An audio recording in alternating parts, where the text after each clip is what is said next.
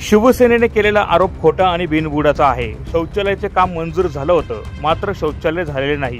त्यामुळे नकाने गावातील नागरिकांची दिशाभूल करून बदनामी करणाऱ्यांविरोधात मानहानी याचिका दाखल करणार असा इशारा भाजपाच्या माजी महिला व बालकल्याण समितीचे सभापती निशा पाटील व प्रमोद पाटील यांनी दिला आहे। याबाबत आयुक्तांना निवेदन देत नकाने गावातल्या शौचालयांची माहिती मागितली आहे।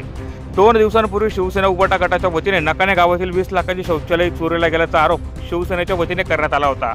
यावेळी भाजपाच्या नेत्यांना आव्हान देखील देण्यात आलं होतं। शिवसेनेच्या या आरोपाला भाजपाच्या माजी नगरसेवकांनी कागदपत्र दाखवत उत्तर दिलं आहे।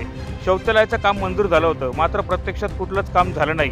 शिवसेनेच्या पदाधिकाऱ्यांनी गावात येऊन पक्षासह भाजपाच्या माजी नगरसेवकांची बदनामी केली असं म्हणत बदनामी करणाऱ्यांच्या विरोधात न्यायालयात मानहानी दाखल करणार असल्याचा इशारा भाजपाच्या माजी महिला व बालकल्याण सभापती निशा पाटील व प्रमोद पाटील यांनी दिला आहे। या प्रसंगी भाजपाच्या माजी नगरसेविका वंदना भांबरे, माजी नगरसेवक नरेश चौधरी आदी उपस्थित होते। धुळे महानगरपालिकेच्या आयुक्त मंडळाला आम्ही भेटण्यासाठी आलो होतो। विशेष नगरसेविका वंदनाताई, नरेश आप्पा, भगवान आप्पा, तर आम्ही आता जे आमच्यावर भ्रष्टाचाराचा आरोप केलेला आहे, आपला बंटी पाटील, नानू परदेशी, धीरज पाटील, 20 लाख रुपयाचं आमचं शौचालय नकाराचा चोरीला गेलेला आहे। फक्त काम मंजूर आहे, त्याचं काम झालेलं कोणतंच नाही। पण बिनबुडाचे जे आरोप करतायत ते सगळे आरोप एकदम चुकीचे आहेत।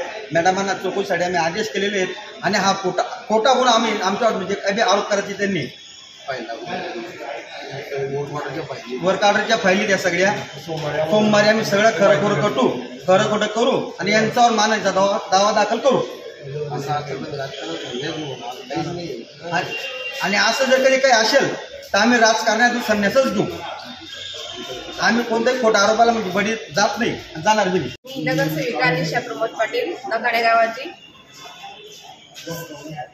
माझ्यावर आरोप करण्यात आलेला आहे शौचालयाचे, आदिवासी वस्तीचं शौचालय चौकशीसाठी आम्ही आयुक्त मॅडमसाठी आयुक्त मॅडमच्या ऑफिसात आलो होतो। निवेदन दिलेलं आहे, त्याची माहिती मागवली आम्ही सगळी किती। प्रतिनिधी सुनील निकम, माझा महाराष्ट्र न्यूज, धुळे।